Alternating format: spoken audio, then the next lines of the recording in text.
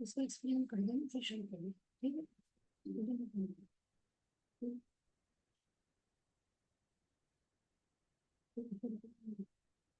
सभी को प्रणाम। हम पढ़ रहे हैं परम पूज्य गुरुदेव पंडित श्री राम शर्मा आचार्य माता भगवती देवी शर्मा के द्वारा रचित साहित्य पांच प्राण पांच देव।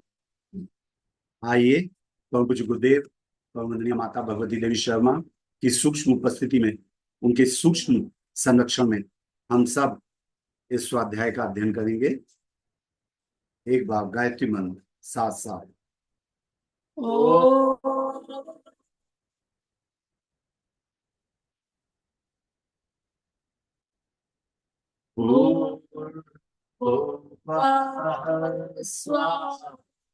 तत्सवितुर्वरेण्यं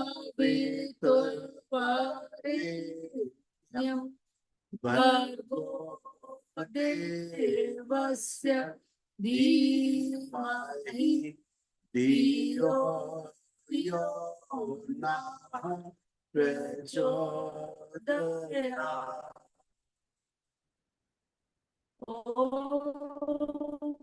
ब्रह्मा गुरुर्विष्णु गुरुर्देवो महेश्वरः गुरुर्देवो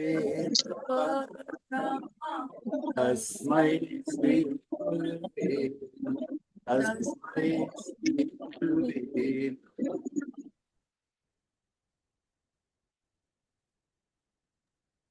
कल हम लोगों ने पढ़ा था कि आमाशय और आंतों में जो भोजन का पाचन होता है उसे छोटे छोटे कणों में बांट करके एब्जॉर्ब होने लायक अवस्था में लाया जाता है, जिसे आयुर्वेद में रस कहते हैं। यह रस आंतों की झिल्ली में से पार होकर के ब्लड में मिल जाता है और ब्लड के द्वारा संपूर्ण शरीर में पहुंचता है। आइए इसके आगे हम लोग पढ़ते हैं। ऐसी प्रक्रिया हर सेल में चलती है। हर सेल अपने उपयुक्त तो आहार खींचता है तथा उसे ताप ऊर्जा में बदलता है। सेल का मतलब कोशिका, जिनसे मिल करके हमारा शरीर बना है। तो ये जो प्रक्रिया है भोजन के पाचन की, उससे रस बनाने की, रस के एब्जॉर्प्शन की, रस ब्लड में मिल जाता है और प्रत्येक कोशिका तक जाता है। तो गुरुदेव लिख रहे यहाँ हैं, पे एक चीज यदि संभव हो तो स्पष्ट कीजिए कि सेल तो कोशिका हो गई, मांसपेशी किसको कहते हैं? मांसपेशी कहते हैं वो मसल्स को, जो हमारी जांग की हड्डी के चारों तरफ, पैर की हड्डी के चारों तरफ और हाथ की हड्डी के चारों तरफ जो मसल्स हैं, जो मांसपेशियां हैं, वो मांसपेशियां होती हैं आपकी इच्छा के अनुसार कार्य करने वाली, जो हाथों पैरों में होती हैं। दूसरी तरह की मांसपेशियां और भी होती हैं, जैसे हृदय में, वो आपकी इच्छा से कंट्रोल नहीं होती, वो सब कॉन्शियस माइंड से कंट्रोल होती हैं और वो लगातार धड़कता रहता है। जो सॉरी आप दो तरह की मांसपेशियां हो गई। एक तो ऐच्छिक, जो हमारे हाथों पैरों में होती है, इच्छा से चलती हैं। आपकी इच्छा हुई तो पैर आगे बढ़ेगा, आपकी इच्छा हुई तो हाथ आगे बढ़ेगा, कोई चीज पकड़ लेगा। ऐच्छिक मसल्स, इंग्लिश में कहते हैं वॉलेंट्री मसल्स या स्केलेटल। स्केलेटल का मतलब होता है जो स्केलेटन मतलब हड्डियों के चारों तरफ है, स्केलेटल मसल्स।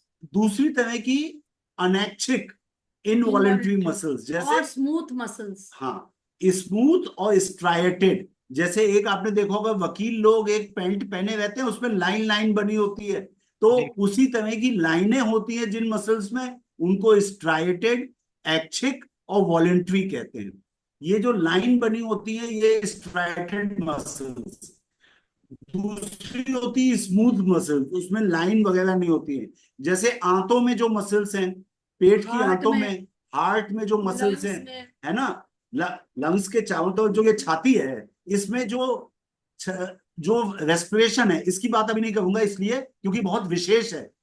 जो आंतों में है मसल्स और जो हृदय में है, वो मसल्स स्मूथ मसल कहलाती हैं। वो अनैच्छिक रूप से अपना काम करती रहती है। आपकी इच्छा नहीं है, लेकिन हृदय अपना 1 मिनट में 72 बार धड़कता रहता है। आपकी इच्छा नहीं है, एक बार खाना खा लिया, स्टमक में पहुंचा, अब वो आपके सबकॉन्शियस माइंड से कंट्रोल होके आगे टट्टी के रास्ते तक पहुंच जाएगा। वो सब कॉन्शियस माइंड से ड्राइव होके मतलब अपना काम अपने आप करते रहते हैं सब। अपने आप वो ऑटो पायलट, उसे कहते हैं ऑटो। Auto pilot. ये प्रश्न पूछने का तात्पर्य ये था। रेस्पिरेशन हाँ, कि मसल्स किसे कहते हैं? मसल्स दो तरह की, स्मूथ मसल्स जो इनवॉलेंटरी होती हैं, और स्ट्राइटेड मसल्स जो ऐच्छिक मसल्स होती हैं, वो हाथों पैरों में होती हैं। हाँ, आप पूछो। ये प्रश्न पूछने का तात्पर्य ये था कि जो लोग जिम करते हैं तो हाँ उनका ये होता है कि भाई हम लोग जिम जाते हैं, मसल्स बनाते हैं, और आप लोग जो योग करते हो इससे कोई मसल्स थोड़ी ना बनती हैं। हाँ, अब इसकी बात बता दें। जिम जाने से क्या होता है, वो मसल्स पावरफुल हो जाती है, एक बात, लेकिन वो शरीर को नुकसान भी पहुंचा सकते हैं। आप पता लगा आपने वजन उठाया, पीठ में मांसपेशियों को नुकसान पहुंच गया। गुरुदेव की भाषा में योग आसन बाकी व्यायाम से क्यों बेहतर है? क्योंकि इसमें मांसपेशियों, हड्डी, मज्जा, स्नायु तंत्र सभी पता के मज्जा क्या अंदर, हुआ? आपने बोन मैरो, हड्डी के अंदर जो मैरो होती है, बोन मैरो। जिसका काम होता है खून बनाना। तो मांसपेशियां, हड्डी, मज्जा, स्नायु तंत्र मतलब नर्वस सिस्टम, नर्व्स को मजबूती और लचीलापन दोनों देते हैं। दूसरी बात, योग आसन जो होते हैं वो केवल शरीर तक संबंध नहीं होते। हर आसन अपने से रिलेटेड चक्र को भी एक्टिवेट करता है, तो मतलब वो सूक्ष्म शरीर को भी प्रभावित करता है। जबकि जिम जाने से हम केवल फिजिकल बॉडी की स्ट्रेंथ को बढ़ाते हैं, और आप देखेंगे जब जिम जाने से जो मसल स्ट्रांग तो बनती है, पर उसके अंदर एक रिजिडिटी भी आ जाती है, वो टूट फूट भी हो सकती है मसल्स में, मसल्स फाइबर्स खिंच सकते फ्लेक्सिबिलिटी हैं। नहीं रहती, हाँ, लचीलापन नहीं रहता है। योगासन अक्कड़पन आ से जाता है। लचीलापन और मजबूती दोनों आता आपको कई ऐसे बच्चे का प्रश्न करे तो आप क्वेश्चन करिएगा, आपने कभी सोचा है कि इंटरनेशनल जिम डे नहीं बनाया जाता पर इंटरनेशनल योग डे मनाया जाता है? क्योंकि योग जो है वो हमारे तीनों शरीरों को स्वस्थ रखने का काम करता है, और योग के अंदर सूक्ष्म व्यायाम, आसन, प्राणायाम, ध्यान सब कुछ आता है। और संधि संचालन जिसे हम सूक्ष्म व्यायाम कहते हैं, उसके द्वारा नस नाड़ियों में प्राणों का संचार हर जॉइंट, पेरिफेरी के जॉइंट्स तक होता है, मतलब बिल्कुल लास्ट टिप तक हमारे प्राणों का प्रवाह हो रहा है। अच्छा है। ठीक है। है। एक आंसर बहुत इंपॉर्टेंट है जो गायत्री परिवार के लोगों को पता होना चाहिए अगर वो स्कूलों में जाते हैं, क्योंकि बच्चे कई बार पूछ सकते हैं कि योगासन और जिम जाने की एक्सरसाइज में क्या अंतर है। एक बहुत बड़ा अंतर है, हमारे सूक्ष्म शरीर में मर्म स्थान होते हैं। ये बहुत इंपॉर्टेंट। ये मर्म स्थान जो हैं, ये हमारे स्वास्थ्य की देखभाल करते हैं। अगर मर्म स्थान में कोई टॉक्सिन्स जमा नहीं हो गए, मर्म स्थान में प्राणों का संचार अच्छा है, मर्म स्थान में ब्लड का संचार अच्छा है, तो शरीर स्वस्थ रहता है। और ये जो योगासन है, ये मर्म संस्थानों को अपने प्रोटेक्ट करते हैं। मर्म संस्थानों में कोई विष बालुका जमा हो जाती है, टॉक्सिन्स जमा हो जाती है, तो उसको वो दूर कर देते हैं। योगासन जो है मर्म स्थानों की सुरक्षा करते हैं, उनकी शक्ति को बढ़ाते हैं, उसमें प्राण का संचार बढ़ाते हैं और विष बालुका को दूर करते हैं। गुरुदेव की भाषा में इन मर्म स्थानों में अगर कोई कमी आ जाती है या इसमें कोई व्याधि हो जाती है, तो ना कोई औषधि ना कोई शल्यक्रिया उसको ठीक कर सकती है, केवल योगासन ठीक उसके करते हैं। करीब 12 आसन गुरुदेव ने बताए हुए हैं जिनके द्वारा उनकी रक्षा होती है। गुरुदेव लिखते हैं अगर उसमें से आप 6 भी कर लें तो भी वो पर्याप्त है। यानी कि मेडिसिन डिपार्टमेंट के पास स्थूल में इसका कोई उपचार नहीं होता है, केवल अगर योग। मर्म स्थान अगर परेशान हो जाएंगे, मर्म स्थान में बीमारी आ जाएगी, तो डॉक्टर उसको ठीक नहीं कर सकता। और कमांडो ट्रेनिंग में प्रोबेबली मर्म स्थानों पे ही प्रहार करने की, ये मर्म स्थान होते हैं जैसे जहाँ पे छाती और गला मिलता है, जहाँ पे पेट और छाती मिलती है, यहाँ पे मर्म स्थान में अगर प्रहार कर दिया जाए ऐसे, तो डायरेक्ट पेशेंट की डेथ हो जाती है। आगे चलते आगे हैं। पढ़ते हैं इसको। बहुत शुक्रिया। पाचन केवल आंतों में नहीं, शरीर के हर सेल में होता है। उसके लिए रसों को हर सेल तक पहुंचाया जाता है। यह प्रक्रिया जिस प्राण ऊर्जा के सहारे चलती है उसे भारतीय प्राणवेत्ताओं ने समान कहा है। इसी प्रकार हर कोशिका में रस परिपाक के दौरान तथा पुरानी कोशिकाओं के विखंडन से जो मल बहता है उसके लिए भी विद्युत रासायनिक क्रियाएं उत्तरदायी हैं। प्राण विज्ञान में इसे अपान की प्रक्रिया कहते हैं। तो जो आहार रस बना, उस रस को एब्जॉर्प्शन में और उसके ट्रांसपोर्टेशन में हर सेल तक पहुंचाना है और रक्त तक पहुंचाना है। उसमें जो प्राण काम आता है वो है समान। और अब जो भी मेटाबॉलिक प्रोसेस चल रही हैं, जो भी एंजाइमेटिक प्रोसेस चल रही हैं, हर तरह की मे बी रेस्पिरेशन और डाइजेशन, रिप्रोडक्शन, सब प्रक्रियाओं में कुछ ना कुछ ऐसे तत्व निकल रहे हैं शरीर से बाहर निकालने आवश्यक है, जो टॉक्सिक है, जो टॉक्सिन्स है, जो विषाक्त है। और इसके अंतर्गत जो भी मतलब विद्युत रासायनिक क्रियाएं होती हैं बाहर निकालने की, मल को निष्कासन की या यूरिन के निष्कासन की, पसीने को बाहर करने की, इसके लिए जो प्राण चाहिए होता है वो है अपान। पहले भी बताया गया है। ये पंच प्राणों में एक वर्ग उदान भी है। इसका कार्य शरीर के अवयवों को कड़ा रखना है। वैज्ञानिक भाषा में इसे इलेक्ट्रिकल स्टिमुलाइजेशन कहा जाता है। शरीरस्थ विद्युत संवेगों से अन्य में कोश के सेल किसी भी कार्य के लिए कड़े अथवा ढीले होते रहते हैं। शरीर में इस प्रकार की अनेक अंतरंग प्रक्रियाएं कैसे चलती हैं, इसकी व्याख्या वैज्ञानिक पूरी तरह नहीं कर सकते। उसके लिए उन्होंने कई तरह के स्थूल सिद्धांत बनाए। उनमें sodium potassium cycle, potassium pump, ATP होगा ना, एडीपी सिस्टम तथा साइक्लिक एएमपी आदि हैं। इनकी क्रिया पद्धति तो कोई रसायन विज्ञान का विद्यार्थी ही ठीक से समझ सकता है, किंतु ये सब जैसे आप ऑफिस जाते हैं, वहां पे आपको भूख लगे तो खाना खा लेते हैं। जब कभी थकान लगी, जब कभी ऐसा लगा कि ऊर्जा की कमी है, तो आप अपने साथ टिफिन लेके जाते हैं और खा लेते हैं। बच्चे जाते हैं तो अपने साथ स्कूल में लंच में खाने के लिए कुछ टिफिन में ले जाते हैं। तो वैसे ही जो कोशिकाएं होती हैं, उनमें जो एनर्जी स्टोर करके रखी जाती है उसे एटीपी कहते हैं। एटीपी ये तैयार भोजन है। इसमें एडिनोसिन ट्राइफॉस्फेट है। अब ट्राइफॉस्फेट का मतलब ये समझिए, फॉस्फेट एक रेडिकल है, फॉस्फेट एक आयन है। एडिनोसिन के साथ 3 फॉस्फेट आयन जुड़ गए और प्रत्येक फॉस्फेट के आयन के साथ एक एनर्जी है ना। मान लीजिए आप 3 टिफिन लेके जा रहे हैं और प्रत्येक टिफिन में एक में आपने टमाटर काट के रख लिए, एक में खीरा, एक में ककड़ी काट के रख लिया। भूख लगी, एक टिफिन खा लिया। तो जो सेल्स के अंदर रेडीमेड ऊर्जा का सोर्स है, ऊर्जा का जो सोर्स है, स्रोत है, वो है एटीपी। यहाँ पे फी लिख गया है, इसको फी पढ़िए, फॉस्फेट। ये फी नहीं है। मैंने आप लोगों को पहले भी कई बार बताया, फिर बता रहे हैं। परम पूज्य गुरुदेव बहुत तेज लिखते थे और लिखने के बाद वो कागज भेज देते थे नीचे।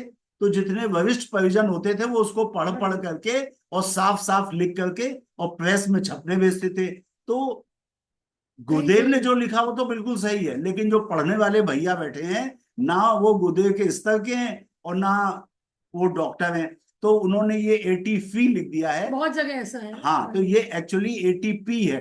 तो गुरुदेव लिख रहे हैं कि उनमें कई तरह के स्थूल सिद्धांत बनाए हैं। उनमें sodium potassium cycle, potassium pump, ATP, ADP है। तो एटीपी में ट्राइफॉस्फेट है, 3 फॉस्फेट के रेडिकल। एक फॉस्फेट का रेडिकल निकाल लो तो एडिनोसिन डाइफॉस्फेट बचेगा, 2 फॉस्फेट बॉन्ड।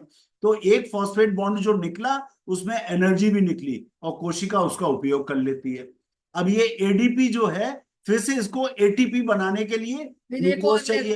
ग्लूकोज चाहिए, ग्लूकोज को जलाएंगे। जैसे कि स्कूटर के अंदर पेट्रोल जलता है तो ऊर्जा निकलती है, स्कूटर चलता है। तो जब ग्लूकोज जलता है कोशिका के अंदर माइटोकॉन्ड्रिया में, तो एडीपी को एटीपी बना दिया जाता है। फिर हो गया, फिर एनर्जी आ गई, अब फिर वो फिर दे देगा एनर्जी, फिर एडीपी बन जाएगा। इस तरह से चलता रहता है। तो एडीपी माने एडिनोसिन डाइफॉस्फेट और एटीपी माने एडिनोसिन ट्राइफॉस्फेट।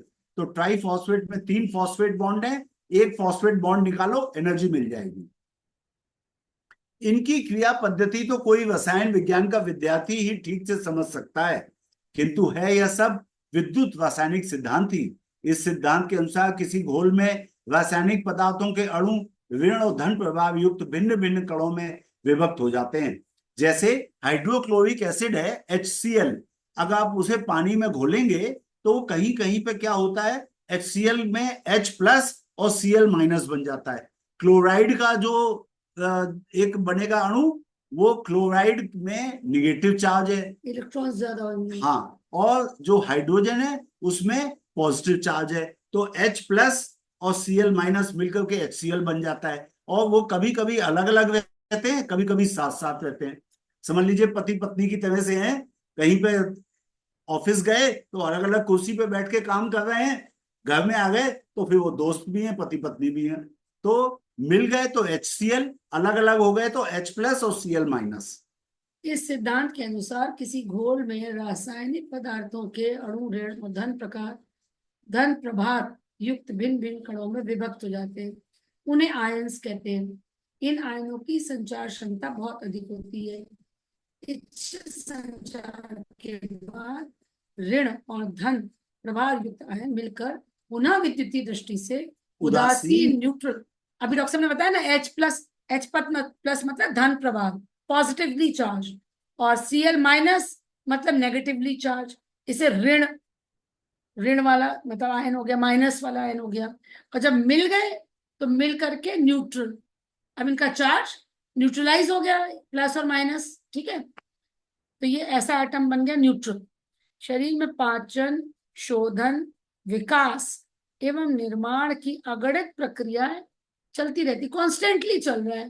पाचन चल रहा है कॉन्स्टेंटली, फिर क्लीनिंग चल रही है साथ साथ, फिर कहीं के नए सेल्स बन रहे हैं, कहीं टूट फूट हो गई तो उसका रिपेयर चल रही है। तो ये सारी प्रक्रियाएं एक साथ चल रही है। तत्व दृष्टि से देखा जाए तो सारे शरीर संस्थानों में प्राण तत्व की सत्ता और सक्रियता स्पष्ट रूप से दिखाई देगी। अब इसको और इजी समझना हो तो देखिए, अगर पाचन में कहीं दिक्कत हो रही है तो इसका मतलब समान प्राण की कहीं कमी है। अगर कॉन्स्टिपेशन है, ये यूरिन ठीक से नहीं पास हो रहा है, तो इसका मतलब अपान प्राण की कमी है। अब किसी को स्नायु तंत्र की दिक्कत हो जाए तो अब वो पैरालिसिस जैसी स्थिति हो गई, तो उसके अंदर उदान भी कम होगा और मुझे लगता है कि प्राण भी कम होगा, है ना, दोनों। तो इस तरह से आप उसको कोरिलेट कर सकते हैं कि कौन से प्राण की कमी के कारण हो रहा है। पर फिर वही बात आती है कि मूल में तो सारा एक ही है ना, तो वो डिस्ट्रीब्यूट अलग अलग कार्य के हिसाब से है, पर टोटल में अगर बात करें तो एक ही प्राण है। तो प्राणों की वृद्धि आप करेंगे तो इम्यूनिटी आपकी बढ़ेगी प्राणायाम से, और सारे जो क्रियाएं हैं शरीर की वो अच्छे से चलती रहेंगी, और जो एक्स्ट्रा प्राण आपको बचेगा उसको आप किसी उच्च कार्य के लिए उसको सुनियोजित कर सकते हैं। माता, आपने जो अभी ये एग्जाम्पल दिया, इसको एक तरीके से और समझ सकते हैं, जैसे आदरणीय डॉक्टर साहब ने बताया कि एक व्यक्ति एक ही समय में पति भी है, भाई भी है, चाचा भी है, फूफा भी है, कर्मचारी भी है। मान लीजिए उसको बुखार हो गया, तो अब जैसे पापा को बुखार हो गया तो ऐसा नहीं हो सकता ना कि भाई को नहीं है, चाचा को नहीं है। तो जो प्राण है वो एक है। यदि किसी जगह पे डिस्टर्ब हुआ तो मतलब उसका जो फर्क है वो आएगा आएगा। यानी कि जैसे कॉन्स्टिपेशन में दिक्कत है तो वो तो नीचे का अपान पेट। प्राण की कमी है, हाँ। अपान, हाँ, उसको फंक्शन के हिसाब से समझ जी। सकते हैं, है ना। लेकिन वो एक मतलब ये भी धारणा हो सकती है कि हाँ, मूलतः प्राण की कमी है। मूलतः प्राण तत्व, बिल्कुल सही हाँ, बात। मूलतः प्राण की कमी। प्राण तत्व की कमी होगी तभी कोई बीमारी आएगी। तत्व दृष्टि से देखा जाए तो सारे शरीर संस्थान में प्राण तत्व की सत्ता और सक्रियता स्पष्ट रूप से दिखाई पड़ेगी। ये बात तो गुरुदेव कह रहे हैं, जब प्राण सक्रिय है और स्पष्ट है तो इसका मतलब शरीर संस्थान सही तरह से काम कर रहा है, और कोई कमी हो गई तो बीमारी के रूप में दिखाई देगा। इन मोटी गतिविधियों से आगे बढ़कर शरीर की सूक्ष्म गहन गतिविधियों का विश्लेषण करने पर उनमें भी प्राण शरीरस्थ प्राण तत्व का नियंत्रण तथा प्रभाव दिखाई देता है। शरीर में हार्मोनों और एंजाइमों की अद्भुत प्रक्रिया सर्वविदित है। ये दोनों बहुत इंपॉर्टेंट होते हैं, हार्मोन्स भी और एंजाइम्स भी। हार्मोन्स सेक्रीट होते हैं हमारे एंडोक्राइनल सिस्टम से, और एंजाइम्स जो होते हैं वो भी कई तरह के जो ऑर्गन्स होते हैं उसमें से निकलते हैं। इन दोनों की सक्रियता शरीर में आश्चर्यजनक परिवर्तन लाने एवं शक्ति संचार करने में समर्थ है। प्रजनन विज्ञान के अंतर्गत जीन्स की विलक्षण भूमिका की चर्चा आजकल वैज्ञानिक क्षेत्र में सर्वत्र की जाती है। इन सभी को विद्युतीय चुंबकीय संवेगों द्वारा प्रभावित किए जाने की संभावना वैज्ञानिक स्वीकार करते हैं। वे तभी अभी ऐसा कर नहीं सके हैं, किंतु उस पर विश्वास करते हैं तथा उसके लिए तीव्र शोध कार्य किए जा रहे हैं। विश्वास किया जा रहा है कि ऐसी विधि हाथ लग जाए तो शरीर क्षेत्र में हर चमत्कार संभव हो जाएगा। प्राण तत्व की सुविस्तृत जानकारी के बाद इस महान तत्व के उपार्जन उपयोग की ओर भारतीय तत्ववेत्ताओं का ध्यान गया। अतएव उन्होंने इसके लिए भी अनेक साधनाएं निश्चित की। प्राणायाम उनमें से प्रत्येक व्यक्ति की स्थिति के लिए एक सुलभ साधना कहा जा सकता है। तो ये जो प्राण तत्व है, इसी से हमारा प्राणमय कोश बना है, और इस प्राण तत्व की इतनी जानकारी आप लोगों ने प्राप्त करी, इसके लिए आप ये समझ लीजिए कि हमारे ऋषियों ने जो साधना बताई है उसका नाम है प्राणायाम। और हमारे पूज्य गुरुदेव ने इस प्राणायाम में भी एक सबसे अच्छा प्राणायाम बताया है, प्राणाकर्षण प्राणायाम। जो कि जितने भी आप देखिए जो गुरुदेव से नहीं जुड़े हुए हैं और योग करते हैं, लेकिन जब आप उनसे प्राणायाम की बात करेंगे तो प्राण आकर्षक प्राणायाम उनको नहीं मालूम होता। तो आम लोगों को आपको प्राण आकर्षक प्राणायाम की जानकारी अवश्य देनी चाहिए। प्राणाकर्षक प्राणायाम में आपको केवल एक मान्यता अपने अंदर जमानी पड़ेगी कि मैं प्राणों को अपने संकल्प बल के द्वारा आकर्षित कर सकता हूं, और ये संकल्प बल आपके अंदर प्राणों को अधिक मात्रा में धारण करने के लिए आपको एक शक्ति देगा। और जिसको भी आपको डिफरेंस बताना है डीप ब्रीदिंग और प्राणाकर्षण सर, वही प्राणाकर्षण मतलब वही आलोम विलोम करना सर ना? नहीं नहीं नहीं, नहीं वो अलग है, बता देंगे उसको अभी। मिसेस जायसवाल नहीं, ये अभी बात क्लियर हो जानी चाहिए, ये बहुत इंपॉर्टेंट है, क्योंकि जितनी पुस्तक में गुरुदेव ने जितना भी आप कुछ बताया, उसके बाद पेज नंबर 93 पे गुरुदेव ने हमको 4 साल का एक प्रोग्राम दिया है।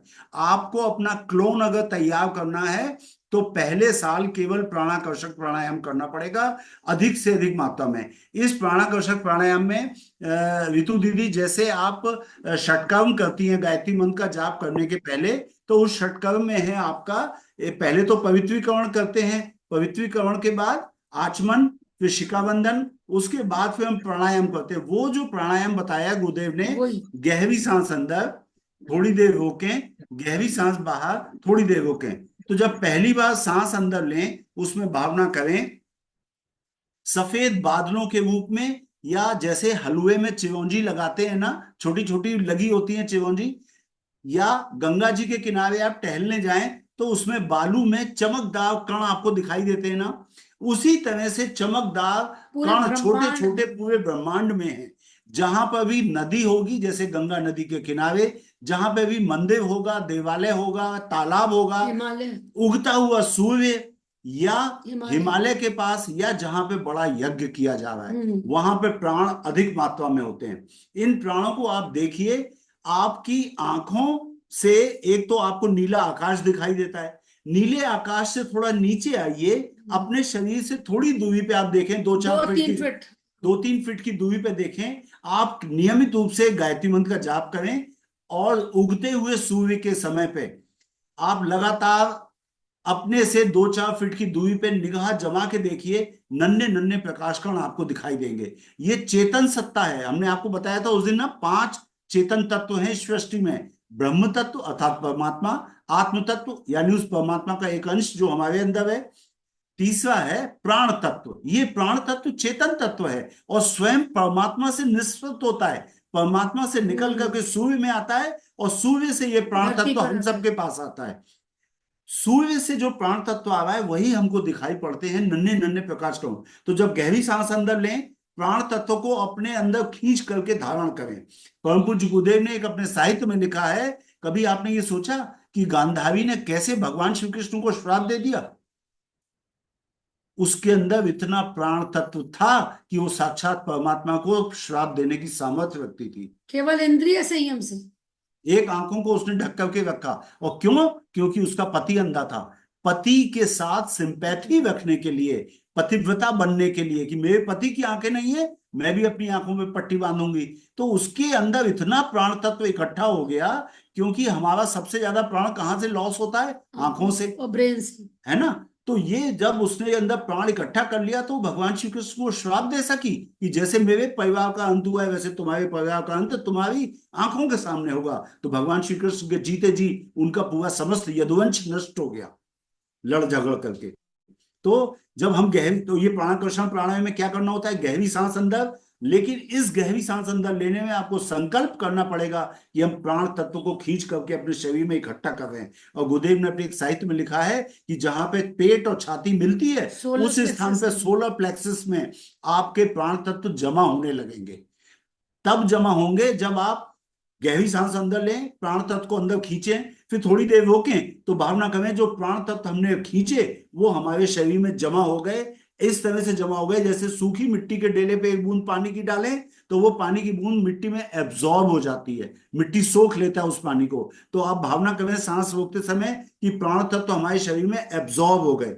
उसके बाद जब सांस बाहर निकालें तो भावना करें कि आपके अंदर जो खराब बातें थी, काम, क्रोध, लोभ, मोह, वो सब बाहर निकल रहा है। आपके शरीर में कहीं पे दर्द है, पेट में दर्द है, पीठ में दर्द है, घुटने में दर्द है, तो वो दर्द काले बादलों के रूप में बाहर निकल रहा है। चौथी स्टेप है सांस बाहर रोकना। गहरी सांस पूरा अंदर, नकारात्मक शक्ति निकाल देनी है। हाँ, अपने अंदर की काम, क्रोध, लोभ, मोह, काले और बादलों के रूप बीमारी, में बाहर निकाल दें। बीमारी को बाहर निकाल दें। देर से सो के उठने की आदत है वो बाहर निकाल दें। लेकिन चौथा स्टेप जो है थोड़ी देर रोकने का, उसमें ये भावना करें कि जो कुछ गंदगी बाहर निकाली काले बादलों के रूप में, वो अंतरिक्ष में इतनी दूर चली गई या कि आप पाताल में कभी चले लौट, गए। या आप कभी लौट करके नहीं आएगी। ठीक है। तो ये और 4 पॉइंट हैं एक प्राणाकर्षण गुरुदेव और प्राणायाम। बात लिखते हैं उसके अंदर कि जब आपको किसी को ये बताना है या खुद समझना है कि ये डीप ब्रीदिंग से क्या अंतर है, तो इसमें चेतना, मतलब चैतन्य होकर के करना है। ये तीन अलर्ट नहीं और कर रहे संकल्प हैं। बल के साथ। संकल्प बल, क्रिया और भाव। क्रिया भी होगी, आप चैतन्य होंगे, अलर्ट होंगे, भाव और संकल्प के साथ करेंगे। और किसी को अगर समझाना हो कि साधारण डीप ब्रीदिंग में और जो आप संकल्प लेकर के प्राणाकर्षण प्राणायाम का में इसमें क्या अंतर है, तो उनका सड़क पे मुसाफिर आते जाते रहते हैं। ये गुरुदेव ने लेकिन लिखा। लेकिन जब होटल में कोई गेस्ट, धर्मशाला में जब आप उनको कमरा लेकर के टिकाते हैं तो प्राणायाम के द्वारा लिया गया प्राण आपके बॉडी में एब्जॉर्ब होता है। अन्यथा तो आप ले रहे हैं सांस तो प्राण आ रहे हैं, प्राण खर्च भी हो रहे हैं। समझ गए? ये अंतर है। चलिए, अब ऐसे समय तो हो गया है, 2 मिनट बचे। डॉक्टर साहब, एक छोटा सा प्रश्न यहाँ पे और आता है कि स्टॉप शेयरिंग सूर्योदय के समय और सूर्यास्त के समय सूर्य देव की उपस्थिति में तो प्राणों को प्रत्यक्ष रूप में देख पाना देखा जा बहुत सकता है। सरल होता है। इजी होता लेकिन है। हाँ ऐसा हाँ, तो नहीं होता होगा कि रात में प्राण नहीं होते हैं? रात में भी प्राण तो होते वो ही हम होते हैं, देख नहीं की पाते मात्रा उनको। में फर्क जरूर होता होगा। हाँ लेकिन मतलब अगर ये ऐसा कोई प्रश्न आए कि भाई रात में उनको कैसा देखा जा सकता है, तो शायद क्या उत्तर होगा? नहीं, ओम वो तो यहाँ पे शक्ति शक्ति एक ही है। बात, एक बात ये क्लियर बताएं। यहाँ पर एक बात बिल्कुल साफ है, आपकी पात्रता के पात्रता क्या है? अनुसार सब कुछ होता है। मतलब आप अपनी पात्रता बढ़ाइए तो बंद कमरे में भी प्राण दिखते हैं। ठीक है, तो आज यहीं पे हम लोग इसको स्टॉप करते हैं। अभी तो मैंने स्क्रीन शेयरिंग स्टॉप कर दिया। और इस बार ऐसा हम रिक्वेस्ट कर सकते हैं महिमा दीदी से, फ्राइडे की क्लास में प्राण आकर्षक प्राणायाम करा दिया जाए। यदि 2-3 मिनट का समय है, किन्हीं भैया दीदी का कोई प्रश्न हो, कुछ बात करने का मन हो तो करें।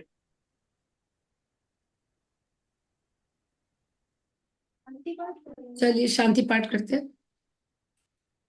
ओम ओम द्यो शांति अंतरिक्ष गुम शांति पृथ्वी शांति शांतिरोषधय शांति वनस्पतय शांति विश्वे देवा शांति ब्रह्म शांति सर्वगुण शांति शांतिरेव शांति सामा शांतिरेधि ओम शांति शांति शांति सर्वाभीष्ट सुशांतिर्भवतु। सभी को प्रणाम। सभी का आभार।